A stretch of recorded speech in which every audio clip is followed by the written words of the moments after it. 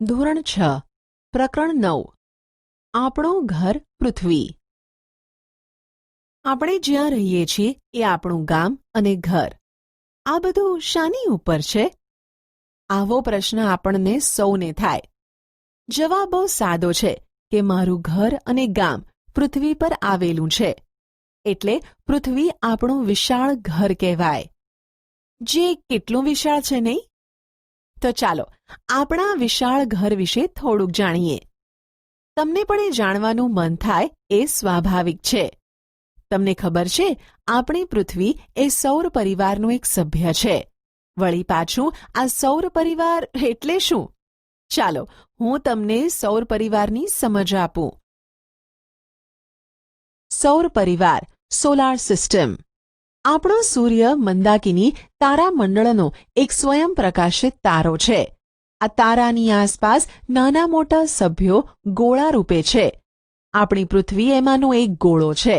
આ તમામને આપણે ગ્રહો તરીકે ઓળખીએ છીએ.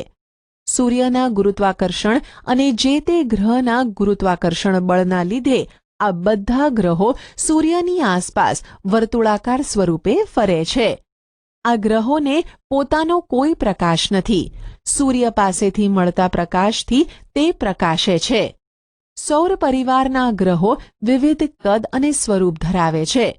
આ બધા ગ્રહો મળીને બને છે આપણું સૌર પરિવાર કે સૌર મંડળ. આમ ગ્રહો, ઉપગ્રહો, લઘુગ્રહો, ધૂમકેતુઓ અને ઉલ્કાઓનો આપણા સૌરમંડળમાં સમાવેશ થાય છે. તો ચાલો આપણા સૌરમંડળનો પરિચય મેળવીએ. સૌપ્રથમ સૌરમંડળના મુખ્ય સભ્ય તરીકે સૂર્યનો પરિચય મેળવીએ. સૂર્ય, સન. સૂર્યથી આપણે પરિચિત છીએ. આપણા રોજના કાર્યોની શરૂઆત જ સૂર્યોદયથી જ થાય છે ને? સૂર્ય સન્માનિત તારો છે. તે પૃથ્વી પરના જીવનનો દાતા ગણાય છે. સૂર્ય પૃથ્વી કરતાં લગભગ 13 લાખ ગણો મોટો છે. તેની ફરતે જો એક ચક્કર લગાવવું હોય તો 1000 કિલોમીટરના વેગથી ચાલતા વિમાનમાં બેસીને ફરીએ તો 107 વર્ષ નીકળી જાય. સૂર્યનું ગુરુત્વાકર્ષણ બળ પૃથ્વી કરતાં 28 ગણો વધારે છે. આથી જે પદાર્થનું વજન પૃથ્વી પર 1 કિલોગ્રામ થાય તેનું વજન સૂર્યની સપાટી પર 28 કિલોગ્રામ થાય. આ ગુરુત્વાકર્ષણ શક્તિને લીધે જ ગ્રહો પોતાના ચોક્કસ માર્ગમાં રહેલા છે અને તેની આસપાસ ફરે છે. પૃથ્વી તેનાથી 15 કરોડ કિલોમીટર દૂર છે. સૂર્યના પ્રકાશને ધરતી પર પહોંચતા 8.25 મિનિટનો સમય લાગે છે. સૂર્યની સપાટી હંમેશા અસ્થિર રહે છે. તેમાં અનેક કિલોમીટર લાંબી પ્રજ્વલિત થતી અગ્નિજ્વાળાઓનો સમાવેશ થાય છે. સૂર્યનું મુખ્ય આવરણ હાઇડ્રોજન વાયુનું બનેલું છે. તેમાં હાઇડ્રોજન અને હિલિયમ વાયુની પ્રક્રિયાથી પ્રકાશ અને ગરમી ઉત્પન્ન થાય છે, જેને આપણે ઊર્જા કહીએ છીએ. જેથી સૂર્ય સપાટી ખૂબ જ ગરમ છે. સૂર્યની ઊર્જાથી પૃથ્વી પર જીવસૃષ્ટિ વિકાસ પામી છે. તેથી સૂર્યને સજીવોના પાલક તરીકે પણ ઓળખવામાં આવે છે. હવે આપણે ગ્રહોનો ટૂંકમાં પરિચય મેળવીએ. સૌર પરિવારમાં કુલ 8 ગ્રહો છે, જેમાં બુધ, શુક્ર, પૃથ્વી, મંગળ, આંતરિક અને ગુરુ, શનિ, યુરેનસ, નેપચ્યુન બાહ્ય ગ્રહો તરીકે ઓળખાય છે. સૌર પરિવારના મંગળ, બુધ, ગુરુ, શુક્ર અને શનિ એ ગ્રહો નરી આંખે જોઈ શકાય છે. તેની માહિતી હોય તે જરૂરી છે. 1. બુધ, મર્ક્યુરી. આ ગ્રહ સૂર્યની સૌથી નજીક છે. તે પીળાશ પડતા રંગનો છે. બુધને વાતાવરણ અને ઉપગ્રહ નથી. પૃથ્વી પરથી આપણને બુધ ગ્રહ સૂર્યોદય પહેલાં અને સૂર્યાસ્ત બાદ થોડો સમય આકાશમાં દેખાય છે. 2.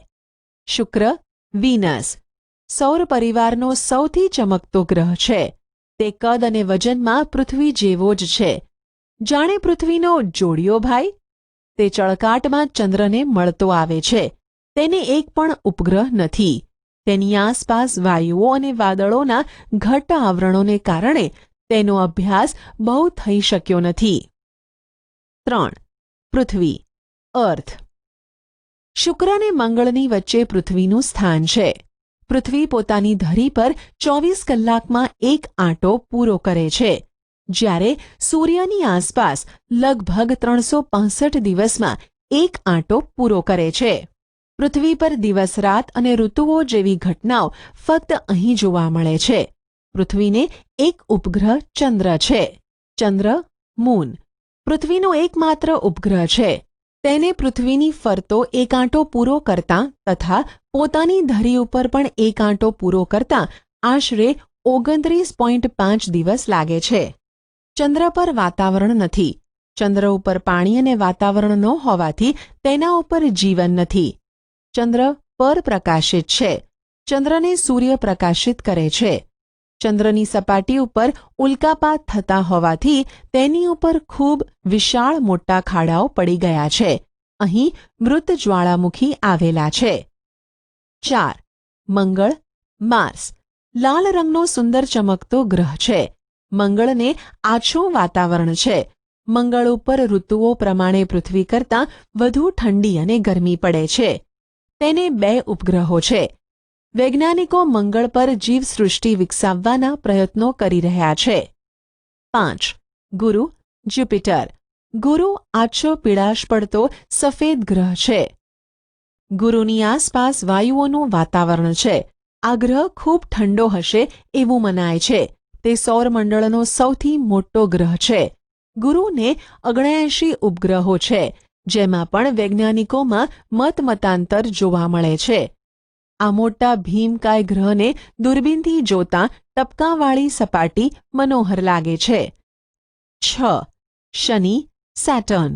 સૌર પરિવારમાં આ ગુરુ અને યુરેનસની વચ્ચે આવેલો છે. ગુરુ પછીનો મોટો ગ્રહ છે. નીલા રંગના તેજસ્વી વલયોથી સુંદર લાગે છે. વલયોના કારણે તે જુદો તરી આવે છે. આ વલયો માથામાં પહેરેલી પાઘડી જેવા લાગતા હોય. શનિને પાઘડીયો ગ્રહ પણ કહેવાય છે. શનિને 62 કરતાં વધારે ઉપગ્રહો છે. સૂર્યથી દૂર હોવાના કારણે સપાટીનું તાપમાન ઓછું છે. 7. યુરેનસ. પૃથ્વીથી એટલો દૂર છે કે તે સામાન્ય દૂરબીનથી દેખાતો નથી. સૂર્યનું તેજ પણ આછી ચાંદની જેવું છે. વિલિયમ હર્શલ નામના ખગોળશાસ્ત્રીએ 1781માં આ ગ્રહ શોધી કાઢ્યો હતો. આ ગ્રહ ખૂબ જ ઠંડો છે. 8. નેપ્ચ્યુન. આ ગ્રહ લીલા રંગનો છે. તેના વાતાવરણમાં મિથેન નામનો ઝેરી વાયુ છે. આ ગ્રહ પર પણ પૃથ્વીની જેમ ઋતુ પરિવર્તન થતું જોવા મળે છે.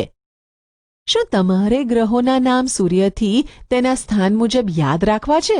તો આટલું જ બોલો. My very excellent mother just served us noodles.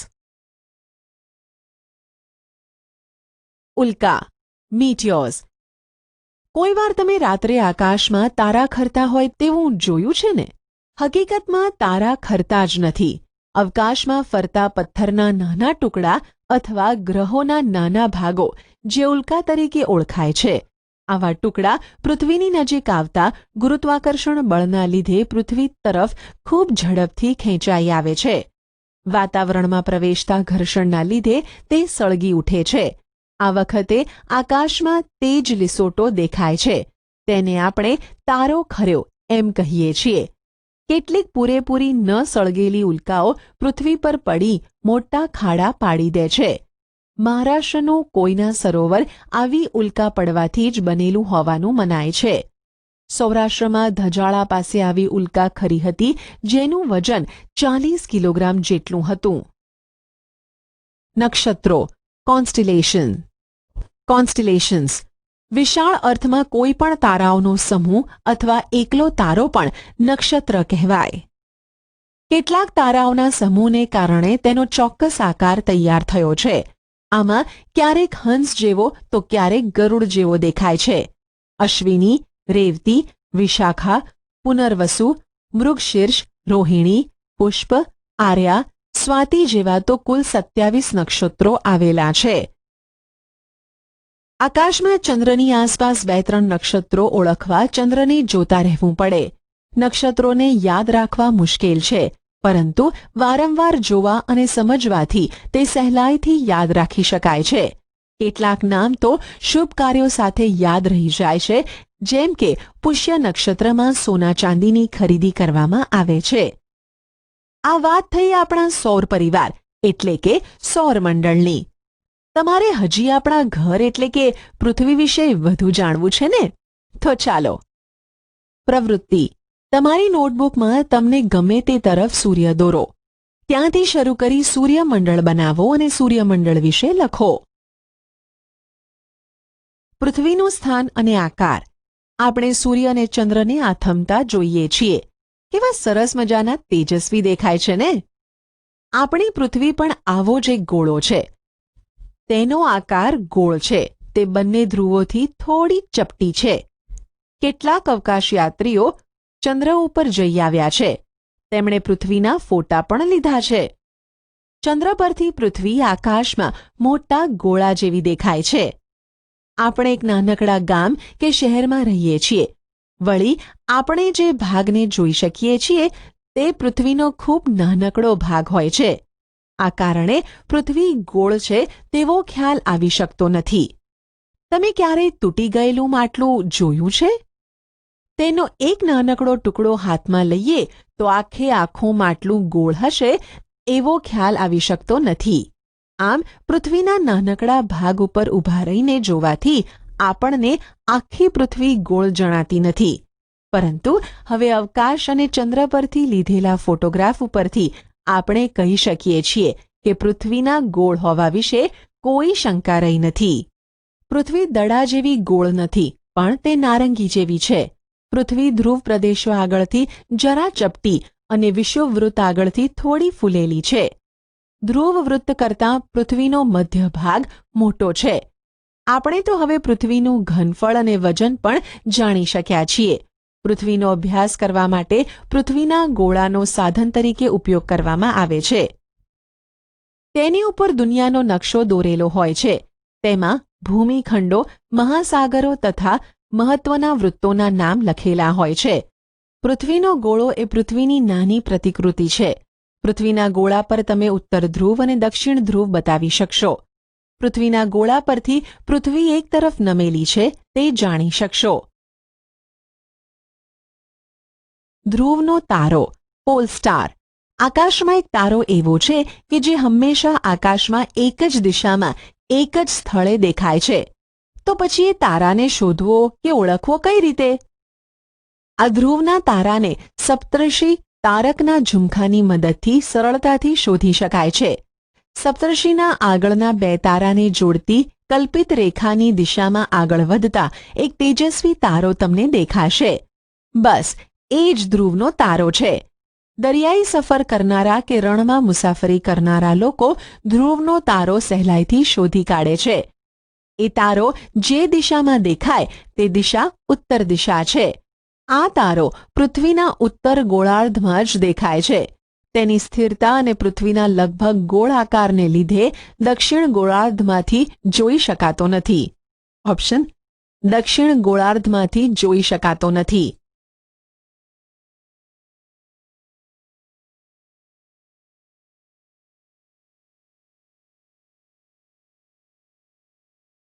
અક્ષાંશ રેખાંશ, લેટિટ્યુડ, લોંગિટ્યુડ.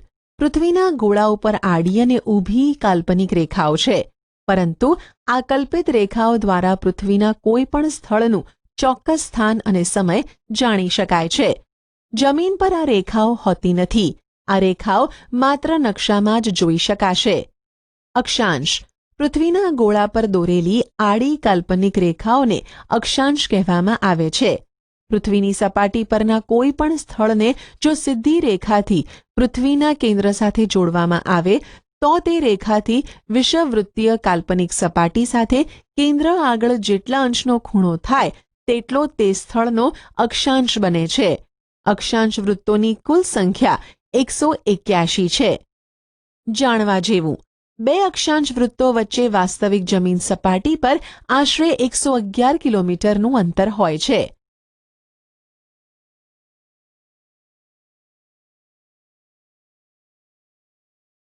અક્ષવૃત્ત. પૃથ્વી ઉપર ઉત્તર અથવા દક્ષિણ ગોળાર્ધમાં વિષુવવૃત્તથી સરખા કોણીય અંતરે મળેલા સ્થળોને જોડનારું પૂર્વ પશ્ચિમ સળંગ વર્તુળને અક્ષવૃત્ત કહેવાય. રેખાંશ. પૃથ્વીના ગોળા ઉપર દોરેલી ઊભી કલ્પિત રેખાઓને રેખાંશ કહેવામાં આવે છે. રેખાંશ ધ્રુવ પાસે એકબીજાને મળે છે. ધ્રુવ તરફ જતા આ રેખાઓ એકબીજાની નજીક આવતી જાય છે. કુલ રેખાંશ વૃત્તની સંખ્યા 360 છે, જેમાં 0 અંશ રેખાંશ અને 180 અંશ રેખાંશ મહત્વના છે. રેખાવૃત્ત. પૃથ્વીની ધરીથી મૂળ રેખાવૃત્તની કાલ્પનિક સપાટી સાથે પૃથ્વી સપાટીએ સરખા કોણાત્મક અંતરે આવેલા સ્થળોને જોડનારી ઉત્તર દક્ષિણ સળંગ રેખાને રેખાવૃત્ત અર્ધવર્તુળ કહે છે. પ્રવૃત્તિ. તમારી નોટબુકમાં એક વર્તુળ દોરી તેમાં 23.5 અંશ ઉત્તર અક્ષાંશ દક્ષિણ અક્ષાંશ નામ નિર્દેશ સાથે બતાવો. સાથે 0 અંશ અક્ષાંશનું નામ નિર્દેશ કરી બતાવો. પૃથ્વીની સપાટી પર મધ્યમાં એક આડી રેખા દોરેલી છે તે જુઓ. એ રેખા વિષુવવૃત્ત છે. વિષુવવૃત્ત પૃથ્વીના 2 સરખા ભાગ કરે છે. વિષુવવૃત્તથી ઉપરનો એક ભાગ એ ઉત્તર ગોળાર્ધ અને દક્ષિણ તરફનો ભાગ દક્ષિણ ગોળાર્ધ છે. આમ ઉત્તર તરફના ઉત્તર અક્ષાંશ અને દક્ષિણ તરફની રેખાઓ દક્ષિણ અક્ષાંશ કહેવાય છે. વિષુવવૃત્તથી ઉત્તરે 23.5 અંશ કર્કવૃત્ત અને વિષુવવૃત્તથી દક્ષિણે 23.5 અંશ દક્ષિણ અક્ષાંશ રેખાને મકરવૃત્ત કહે છે. આ જ પ્રમાણે વિષુવવૃત્તથી ઉત્તરે 66.5 અંશ ઉત્તર અક્ષાંશ રેખાને ઉત્તર ધ્રુવ વૃત્ત આર્કટિક સર્કલ અને વિષુવવૃત્તની દક્ષિણે 66.5 અંશ દક્ષિણ અક્ષાંશ રેખાને દક્ષિણ ધ્રુવ વૃત્ત એન્ટાર્કટિક સર્કલ કહે છે. વિષુવવૃત્તની ઉત્તરમાં કર્કવૃત્ત સુધી તેમજ દક્ષિણમાં મકરવૃત્ત સુધી દેખાતી સૂર્યની ગતિને અયન કહેવાય છે. તેથી આની વચ્ચેના વૃત્તોને અયન વૃત્તો કહેવાય છે. સૂર્યની આ ગતિને 6 મહિના જેટલો સમય લાગે છે. પૃથ્વી 66.5 અંશના ખૂણે નમેલી છે. આથી સૂર્યના કિરણો કર્કવૃત્ત અને મકરવૃત્ત વચ્ચે લગભગ સીધા પડે છે. જાણવા જેવું. 23.5 અંશ ને 23 ડિગ્રી અને 0.5 મિનિટ તરીકે વંચાય છે. GPS global positioning system. Global positioning system દ્વારા મોબાઈલ ફોન અને ગૂગલ અર્થ મારફતે આપણને કોઈપણ સ્થળના અક્ષાંશ અને રેખાંશ જાણવા મળે છે. ઇન્ટરનેટની સુવિધાવાળા મોબાઈલ વડે જે તે સ્થળના અક્ષાંશ અને રેખાંશ મળી જાય છે. આજે તો આ સિસ્ટમ દ્વારા અક્ષાંશ રેખાંશ ખૂબ સહેલાઈથી જાણી શકાય છે. મુખ્ય રેખાંશ વૃત્તો. 1. Greenwich. Greenwich mean time GMT રેખા. ગ્રીનિચ રેખા ઇંગ્લેન્ડના ગ્રીનિચ શહેર પાસેથી પસાર થતી 0 અંશ રેખાંશ વૃત્તને ગ્રીનિચ રેખા કહે છે. ગ્રીનિચ રેખાથી પૃથ્વીના પૂર્વ અને પશ્ચિમ એમ 2 ભાગ પડે છે, જે પૂર્વ ગોળાર્ધ અને પશ્ચિમ ગોળાર્ધ તરીકે ઓળખાય છે. ગ્રીનિચ રેખાની 180 અંશ પૂર્વમાં પૂર્વ રેખાંશ અને 180 અંશથી પશ્ચિમમાં પશ્ચિમ રેખાંશ ગણવામાં આવે છે. 2. આંતરરાષ્ટ્રીય દિનાંતર રેખા ઇન્ટરનેશનલ ડેટ લાઇન. રેખાંશ વૃત્તને આંતરરાષ્ટ્રીય દિનાંતર રેખા કહે છે. આ રેખાંશ વૃત્ત માત્ર એક જ છે. આ રેખા ઓળંગતા તારીખ અને વાર બદલાય છે. તે પેસિફિક મહાસાગરમાંથી પસાર થાય છે. તે કેટલાક સ્થળોએ બરાબર 180 અંશ પર નથી, વાંકી ચૂકી છે. તેનું કારણ એ છે કે જો તેને સીધી દોરવામાં આવે તો એક જ દિશાના કેટલાક ટાપુ પર એક જ દિવસે 2 વાર અને 2 તારીખ ભેગી થઈ જાય. કેટલીક જગ્યાએ એક ટાપુ પર બીજી તરફ જતાં તારીખ બદલાઈ જાય અને સમય તથા તારીખનો ગોટાળો થાય. આ નિવારવા આ રેખાના માર્ગમાં આવતી જમીન બાજુ પર રાખીને તેને સમુદ્ર તરફ ફેરવી છે, એટલે કે તે વાંકી ચૂકી છે. કટિબંધો ઝોન. બાજુની આકૃતિ પરથી પૃથ્વીના તાપમાન, પ્રકાશ, ગરમી અને ઠંડીના આધારે સ્પષ્ટ રીતે જુદા જુદા વિભાગોમાં વહેંચાઈ જાય છે, જેને કટિબંધો કહે છે. વધારે તેમજ ઓછા પ્રકાશ અને ગરમી મેળવતા ભાગોને નીચે મુજબ 3 ભાગમાં વહેંચવામાં આવેલા છે. ઉષ્ણ કટિબંધ, ટ્રોપિકલ ઝોન અતિશય ગરમી, સમશીતોષ્ણ કટિબંધ ટેમ્પરેટ ઝોન સપ્રમાણ ગરમી ઠંડી, શીત કટિબંધ પોલાર ઝોન સખત ઠંડી.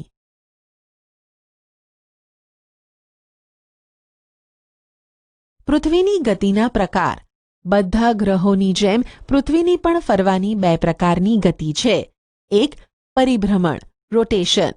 ભમરડો પોતાની ધરી પર ફરે છે તેમ પૃથ્વી પોતાની ધરી પર પશ્ચિમથી પૂર્વ દિશામાં ફરે છે. પૃથ્વીની આ ગોળ ચક્કર લગાવવાની ગતિ દૈનિક ગતિ કહેવાય છે. તેને પરિભ્રમણ પણ કહે છે. પૃથ્વી વિષુવવૃત્ત પર કલાકના 1670 કિલોમીટરની ઝડપે એક ચક્ર પૂર્ણ કરે છે. આ ચક્ર પૂર્ણ કરતા 24 કલાક થાય છે. પૃથ્વીનો નારંગી જેવો ગોળાકાર બનાવવામાં આ ગતિએ મહત્વનો ભાગ ભજવ્યો છે. 2. પરિક્રમણ રિવોલ્યુશન. પૃથ્વી પોતાની ધરી પર ચક્કર લગાવવાની સાથે સૂર્યની આસપાસ પરિક્રમા કરે છે. આ પરિક્રમા પૂરી કરતાં પૃથ્વીને લગભગ 365 દિવસ લાગે છે. આ સમયગાળાને આપણે 1 વર્ષ કહીએ છીએ. અવકાશમાં પૃથ્વીને સૂર્યની આસપાસ ચક્કર લગાવવાનો એક કાલ્પનિક માર્ગ નક્કી થયેલો છે જે કક્ષા ઓર્બિટ તરીકે ઓળખાય છે. આ સાથે પૃથ્વી વર્તુળાકાર નહીં પરંતુ લંબગોળાકાર કક્ષામાં ફરે છે. વર્ષભર પૃથ્વી અને સૂર્ય વચ્ચેનું અંતર સરખું હોતું નથી. પૃથ્વી પોતાની ધરી પર 23.5 અંશ અને કક્ષા સાથે 66.5 અંશનો ખૂણો બનાવીને ફરે છે. પૃથ્વીના આ ધરીનમનના કારણે ઋતુઓ થાય છે અને રાત દિવસ લાંબા ટૂંકા થાય છે. દિવસ રાત. પૃથ્વીની દૈનિક ગતિના લીધે જ દિવસ અને રાત થાય છે. પૃથ્વી પોતાની ધરી પર નમેલી અને ગોળ હોવાથી તેના અડધા ભાગ પર જ સૂર્યનો પ્રકાશ પડે છે અને અડધા ભાગ પર અંધારું રહે છે. પૃથ્વી ફરતી ન હોત તો એક તરફ અજવાળું અને બીજી તરફ અંધારું જ રહેત, પણ તેમ બનતું નથી. આમ પૃથ્વીનું દરેક સ્થળ 24 કલાકમાં અજવાળામાંથી અંધારામાં અને અંધારામાંથી પાછું અજવાળામાં આવે છે.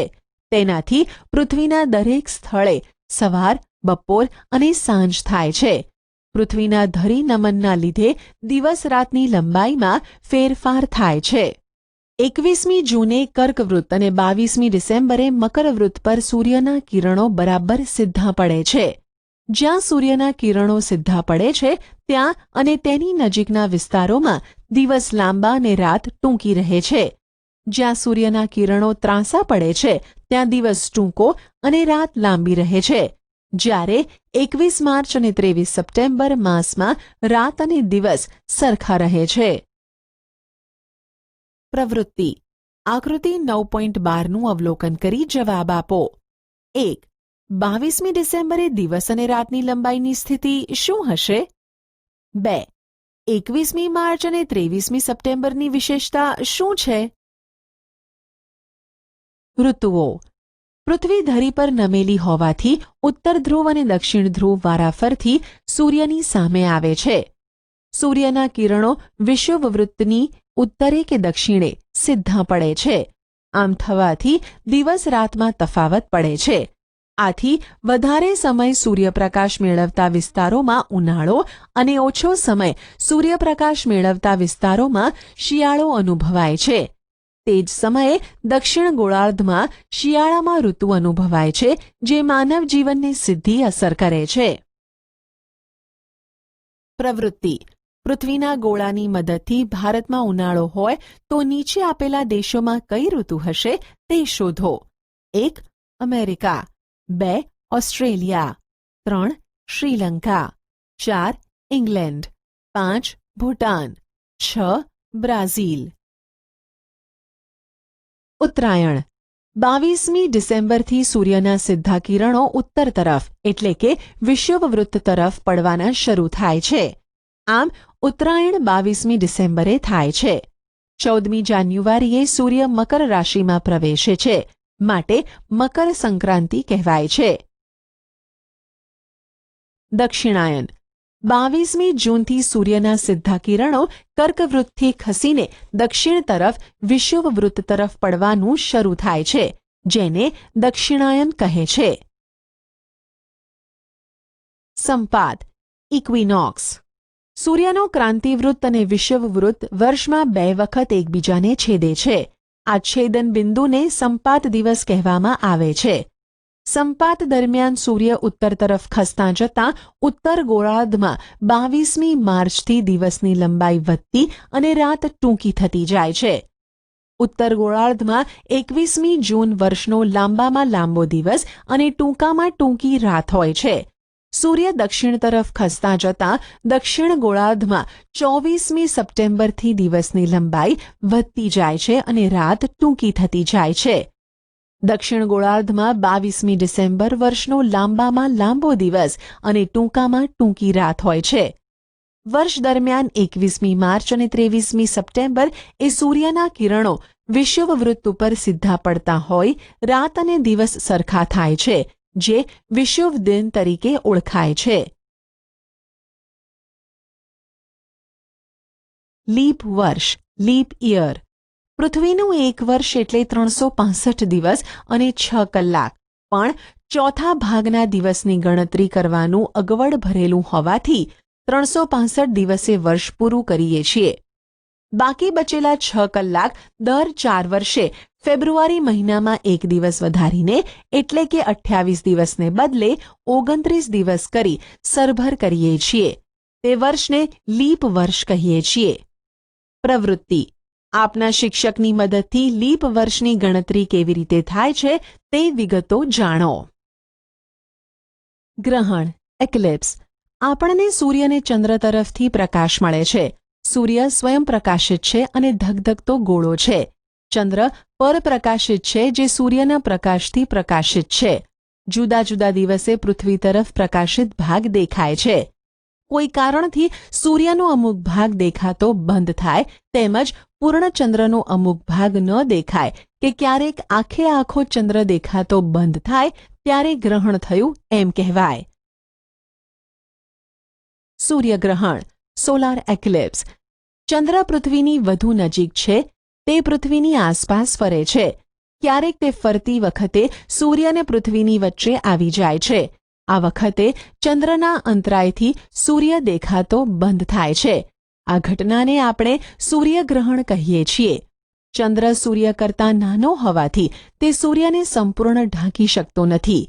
આ કારણે આખી દુનિયામાં સૂર્યગ્રહણ એકસાથે જોઈ શકાતું નથી. સૂર્યગ્રહણ અમાસે થાય છે, પરંતુ દર અમાસે આ ઘટના બનતી નથી. ચંદ્રગ્રહણ લ્યુનાર એક્લિપ્સ ચંદ્રને સૂર્ય તરફથી પ્રકાશ મળે છે. તેથી ચંદ્ર તરફ જતા સૂર્યના કિરણોના વચ્ચે પૃથ્વીનો અવરોધ આવે એટલે ચંદ્રના એટલા ભાગમાં અંધકાર રહે. ટૂંકમાં પૃથ્વીના એટલા ભાગનો પડછાયો ચંદ્ર પર પડે છે. આ ભાગ આપણને દેખાય નહીં, જેને ચંદ્રગ્રહણ કહેવાય છે. આવી ઘટના પૂનમની રાતે જ થાય છે, પરંતુ દર પૂનમે આવી ઘટના બનતી નથી. આપેલા વિકલ્પોમાંથી સાચો વિકલ્પ પસંદ કરી સબમિટ બટન પર ક્લિક કરો.